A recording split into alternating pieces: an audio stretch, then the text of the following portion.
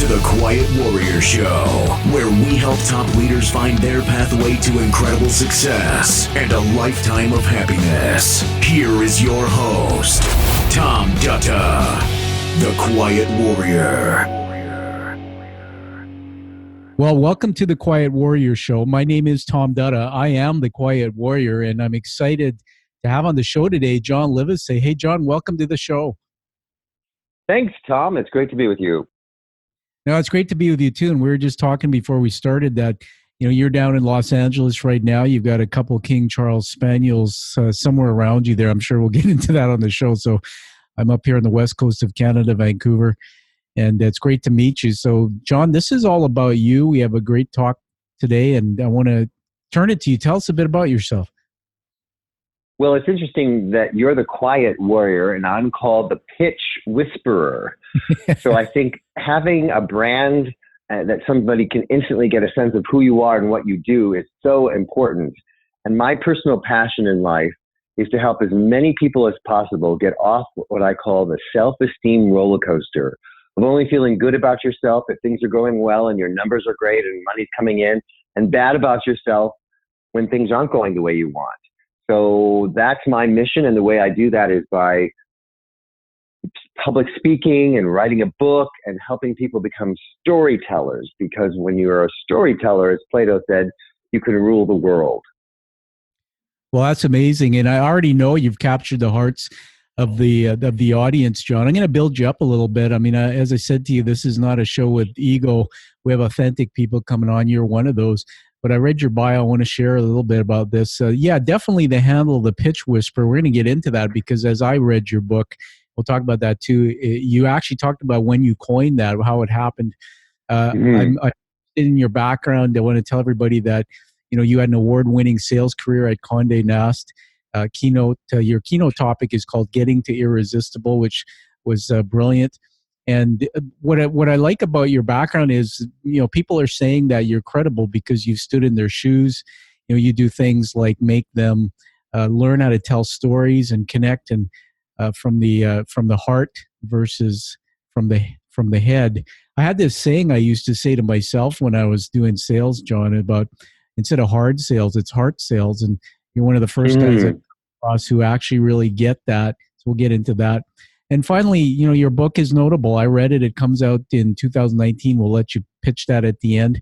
It's called Better Selling Through Storytelling, and it's phenomenal. So, certainly leave that for a little bit. You have a background in media, done some TV appearances. Congratulations doing a TED Talk. I know people can find that. Wow, over 1 million views. You got a podcast that's in 60 countries. I mean, I'm just honoring you as we go into your story for your body of work. And something you said to me that your purpose or your passion is to do this. So that's where I want to start. I want to actually get you to dig deep and go back before that. Listen, all of us have passions. They say they usually come from when we're in our first 10 years. But we have a purpose. We find the purpose when something not so good happens in life. Sometimes it's related to the first few years in life. Why don't you start the story there? Tell us how you get to where you are. What was the ups and downs of that journey? Well, the one that really dialed in my purpose for me was I, as you mentioned, had a sales career at Conde Nast, which publishes all kinds of brands that people heard of: GQ, Vanity Fair, W, Architectural Digest, etc. And back in 2008, the economy was in the tank, and so was luxury advertising, and I got laid off. And I felt like I lost my identity a little bit. Even though I talk about who we are is bigger than what we do for a living, I still felt like I had the rug pulled out from underneath me. And I realized I had to reinvent myself, Tom. And someone compared it to talkies and silent movie stars. And some of the silent movie stars learned how to speak on camera and some didn't. And today we're all being disrupted in one way or the other. And in this particular case, for me, it was being laid off. And even when I was at my sales job, I was living on that self-esteem roller coaster. We would measure our quotas every month and have weekly check-ins on how we were progressing against those numbers. And I found myself going up and down several times, depending on what the outcome was. And I just felt like that's not the way I want to live. So when the big drop in the roller coaster, if you will, was, oh, now you don't have a job. Who are you without this job? And are you going to be able to reinvent yourself and learn something new? In this case, it was learning how to sell digital ads and not just print. I realized I've got to help other people not get so attached to the outcome determining their self-esteem. So I started from scratch basically and learned how to sell something new and took a big pay cut and started selling digital ads for the website called The Daily Beast. And then ironically, 2 years after that, I got called back by Conde Nast to come back to the magazine because they had, really beefed up their website and wanted somebody who could sell print and digital. And the irony was, had I not taken this little detour and learned digital, I wouldn't even be qualified to get my old job back. Yeah. And then I came back with no fear, Tom. I think that's the big message I would love your listeners to have, because I thought, I've already survived the worst thing, which I was always afraid of being laid off or the magazine going away or something. So I thought I've survived that. So if I come back, I'm not going to have one day of fear. And that allowed me to come up with some new and creative ideas. And one of them was a joint celebration of an anniversary with W Magazine and Guess Jeans. And then I won Salesperson of the Year for the whole company, not just the magazine. And as I was standing getting this award, I almost had an epiphany or a spiritual moment, whatever you want to call it, where I said, wait a minute, I'm the same person that was just laid off 2 years ago, and now I'm winning this award. So I get to choose how much of the self-esteem roller coaster I want to go on, because my identity stays the same regardless of what's going on. Yeah, well, that's amazing. I mean, first of all, I want to just get you to catch your breath there. I want to honor you, John, for sharing what for some could be a vulnerable story of being laid off. I think one of the reasons why that story catches the hearts and minds of so many people is, we've been in your shoes. I through my career, have been laid off a couple times. One was a big one through a merger, and I was at that time in a very senior role. It had a big impact on the family.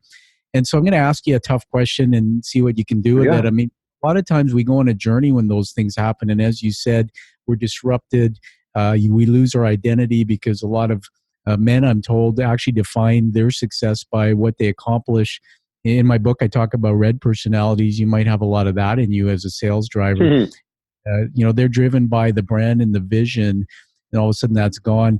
But here's the thing. Sometimes when those things happen and we think about and go deep and do our own work, we find that maybe we were part of that blueprint. We created that outcome, and then we learned that through the journey and come back, as a warrior in a different way of that purpose.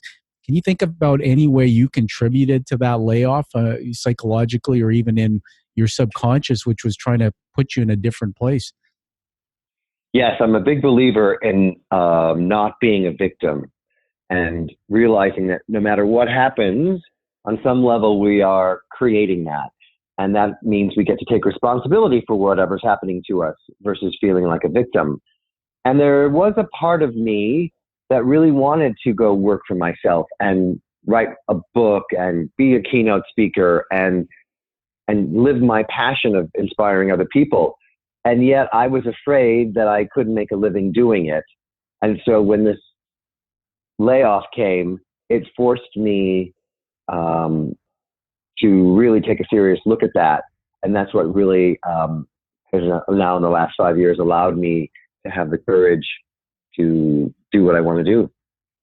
Yeah, that's amazing. I mean, you've used the word fear a few times. I've written it down my paper here, and it's interesting because when I had my first setback, I remember somebody used the phrase, "We're freeing up your future." And, the thing that you said, I think, I've learned from your book and from my own background that, we fear failure. Sometimes we fear not being loved and enough. Those are some of the biggest ones. And in sales in particular, and I've spent a good part of my career in that too. You talk about this self-esteem roller coaster. And then in your work, you're talking about, from an emotional connection, telling compelling sales stories. Just get us into that. Now that we've discovered that you're a rock star and you bounced back, you came with this purpose you found, and then you created this whole body of work. Talk about that whole compelling sales story piece and how the pitch whisperer kind of evolved. Sure. Well, if you before I jump into that, I just want to give your listeners some more insights around how I conquered some fears, because I think that's very valuable to everybody. And without doing that, I wouldn't be able to be the pitch whisperer. So one of the things I started doing after I won Salesperson of the Year at Conde Nast and then left to go work for myself was helping people with their pitches and to either get new clients or even to get a startup funded. And a lot of people kept saying to me, well, can you introduce me to investors now that I have this great pitch? And I said, I don't know how to do that. And I don't know any. And I figured, well, maybe I should learn. And someone said, well, why don't you start a podcast? And I said, why don't I go to the moon? Tom, that seems so incredibly hard. And so I realized I was afraid. So for me, I put faces on it. So the first face was the fear of rejection. What if I asked someone like Kevin Harrington from Shark Tank to be on and he said, no, but I realized in sales that the secret to overcoming that fear of rejection is never reject yourself. And I'm like, okay, then what else am I afraid of? Well, I'm afraid of failure. What if I have a podcast and nobody listens to it and I've spent all this time and money and be embarrassed? And I learned from Jay Salmon, he said, failure is just feedback. Keep going until you get a zombie idea so great it won't die. And then finally, it was the fear of the unknown. And this almost stopped me, Tom. I said, I don't know what mic to buy. I don't know how to edit a podcast. I don't know how to do any of that. But I realized I found someone that's their whole business, is they edited and put it all together for me. So the fear of the unknown is don't go it alone. Collaborate. Get somebody to help you. So once I had all that going and my speaking career started to take off, Anthem Insurance had invited me to be a speaker. And part of what I do is help people go from invisible, where they don't know anything about you, to irresistible. And as I'm pitching myself to be the speaker versus another speaker, I had asked a question, which was, what else is happening in the 2-day summit after the keynote? And they said, we're going to have an improv session where people from the audience will throw out objections and the people on the stage will have to role play and see how they handle that. And I said, well, I'll stay after my keynote and be on stage with them. And if they get stuck, I'll remind them of some of the things I said in the keynote of how to handle objections. And I would literally whisper in their ear when they got stuck. And they said, oh my God, can you be in my ear all the time? You really are the pitch whisperer. So that's how that all began. And then Inc. magazine was kind enough to call me that. And that's how that all came about. Well, you are the pitch whisperer, and the quiet warrior pitch whisperer. There's got to be collaboration there somewhere. Yes. I'd like to kind of shift a little bit deeper into this the storytelling, and I want to just position it with a comment that I understood or learned in my own sales background that, well, I've come across a lot of salespeople who sell with the head, facts and figures, and when you start talking about telling stories, I mean, sometimes those people just don't understand, or they're not emotion based. And so I wanted just to get you to talk about that. I mean, how do you tell a story in the sales process? How do you go to the heart, which to me is the gateway to closing sales? That's the emotion part. Yes, you're absolutely right, Tom. People buy emotionally and then back it up with logic. And if you're not a storyteller, then you're just competing on numbers and you're in people's left brain. But in order to get into people's right brain, which is where imagination and emotions and storytelling live, the best way to get people pulled in, where you become magnetic, is to tell them a story of someone who is just like them and the problems they were struggling with, and that you as a salesperson are their Sherpa, helping them get up that mountain without all the frustrations and challenges. And you describe that story in a way that makes people say, I can see myself in that story, and I want to go on that journey with you as my Sherpa. Yeah, that's amazing. An instant connection. I love that. I had written a couple other words down while you were talking. One was the self-esteem piece and self-confidence. And if I was to draw on a whiteboard the picture of those two words, I'd say they're two mountain peaks. And a lot of people think just because you wake up in the morning and you have great you have one of those that is great, the other one automatically comes, but I've learned it doesn't. And so when you were back in your Conde Nast career and you were in the trenches selling, I have people in my life that are close to me that are salespeople, and they sometimes say, getting up in the morning is a struggle. Give us a quick routine. How do salespeople, you should be self-motivated, I get that, but how did you get up in the morning and go to work and get past all that, just do an awesome job? Well, one of my things that motivated me was I love photography, and W Magazine has phenomenal photography. So every month was a different issue and something new to show. And I couldn't couldn't wait to show people the new images of what was in the magazine and how that could enhance their brand, whether it was a car company or a hotel, and that emotional connection that people have with great writing and great photography is what kept it fresh for me. And then I just realized that my job is to make their job easier. So if I was calling on an ad agency, I would say, look, my whole focus is to make you look good to your client. And I wouldn't be so attached to any one outcome. And when we can let go of needing a sale to happen instead of just having a good connection and build a relationship with someone, that's what keeps you going. Yeah, that's amazing. I want to shift and talk about the book a little bit because my mind went on a journey there. The book, when everybody, it's a great book. I've read it. It's called Better Selling Through Storytelling. The cover is phenomenal. That in itself got me to pick it up. Comes out in 2019 soon. But just talk a bit about why you did the book and what will people get out of it? Because there's a lot of steps and processes in it too. But this whole heart selling approach or approach to storytelling is weaved throughout that book. Well, the number one thing that people are going to get out of Better Selling Through Storytelling is the awareness that they need to become a storyteller. And when they do that, they're going to pull people in, which is the new way of selling as opposed to pushing your message out. And when you become a storyteller and learn how to craft a great story about why you're working, where you're working, the story of your company, and then the story of someone you've helped, your whole way of selling changes. And that's how you stand out, because people remember stories, not numbers. So if you're competing with other people and they're talking about numbers and you're telling stories, 9 times out of 10, you're going to be irresistible. Yeah, that makes a lot of sense. I was just thinking about this, that they say that when you have a story to tell, I think Brene Brown says it's in her body of work. She said something like, when you have a story to tell it to the right tribe. Find your tribe. When you tell your story, you can write the rest of the story your way. In the area of sales, from telling a story, I mean, I picture that the prospect has a sign on their forehead flashing that's neon and it says, so what? So how do you going in an interaction find out about the other person or about something where you and the client, where you can make that connection in the story where they go, oh my gosh, John, that's me. That's my situation. That's my company's situation. Well, Tom, the better you can describe somebody's problem, the better they think you have the solution. So doing your due diligence before you go in to meet someone, looking at press the company's gotten, checking out the person's LinkedIn profile, try to figure out what their current challenges are. And you can literally ask them questions like, what keeps you up at night? What are you worried about? And get them to start talking about that. And then they're much more willing to listen to what you have to say as a potential solution. Yeah, that's excellent. What great questions. That's a teaching moment on the interview that people, I'm sure, will make a note. John, we have a few minutes before we're wrapping here. I wanted to ask you about your TEDx talk. When I first learned about this, the talk was called Be the Lifeguard of Your Own Life. It's got over 1 million views, which is remarkable, puts it up there. And I've started thinking about what the heck does that have to do with anything? And then I got it. Just tell us a couple nuggets about what that's all about.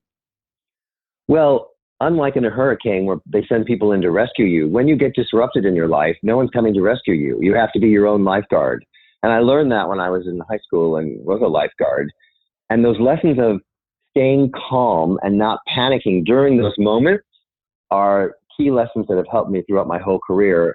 And I tell everyone, we have to all let go of our comfort zones and get into the learning zone, because things keep changing at a pace that have never happened this fast.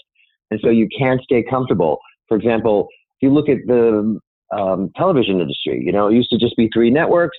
And then cable came along, HBO Showtime, and then just when they were at the top, along comes Netflix and Amazon, and then they win, and now Hulu. So nobody can stay in the comfort zone anymore.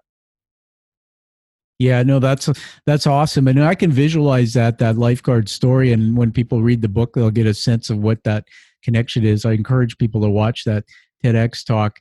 And I was thinking about, how does that apply in sales? Well, I certainly see that in the sales process. When you're dealing with somebody or objections, even the need for most salespeople to jump in right away and blurt before listening and understanding. I mean, great stuff that you're teaching there in your book. we have a minute here before I get you to have the last word. I want to just point to the issue here that you've been in the shoes of others. And if I was to ask you this question, John, with your body of work, when you're done on this planet with your work, what will this world look like?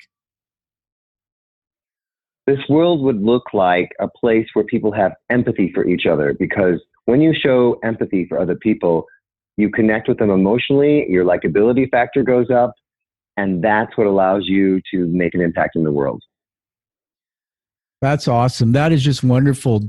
Hey, John, I want to honor you with a few leadership words. One is trailblazer. I've written these down, by the way. I don't script them. It's from what you're saying. It comes to my mind. One is a trailblazer. You're blazing a trail here, really, with this innovative work you're doing in using the heart, storytelling, in sales. Number two is wisdom. You have a lot of wisdom, and you've turned that into your body of work to be a thought leader. I honor you for that. And I think the other one is courage. I see that you have courage. I mean, man, you were laid off, but you went on this journey and came back. You reinvented yourself. And I remember once a career coach said to me, Tom, the number one thing most people do when they're in your shoes being laid off is to go right back to what they're comfortable with, what they were doing. And yet you busted through. So that's just awesome. So, hey, John, I talked about things like your book, your podcast, how to get a hold of you. Why don't you, just as we wrap up, tell us how can people get a hold of your body of work? Well, you can go to my website, which is my name, johnlivesay.com. And if you can't remember that or the title of the book, Better Selling Through Storytelling, just Google the Pitch Whisperer and my content will come up that way. Fantastic. I encourage everybody to do that. And I'm not going to embarrass you, but maybe your dogs. You've got 2 King Charles Spaniels. I kind of smiled when it said that you come home and they remind you of the importance of a belly rub. Just tell us what their names are, because I know they're somewhere out there. Yes. The oldest one is Coco and the youngest one is Pepe. And they play with each other and help keep me in the moment and remind me of the simple pleasures of life. All right. That's great. Well, somewhere in you is probably the passion for food as well. So, hey, John, it's been a pleasure having you on the show. And I want to encourage everybody to find this show on iTunes when it's released. Give it a high rating to support John Livesay's body of work. Find that true passion of yours like John has. Live with purpose and live the life that you deserve and desire. Thank you for listening to The Quiet Warrior Show. Create is a motive-based leadership development firm. www.kreat.ca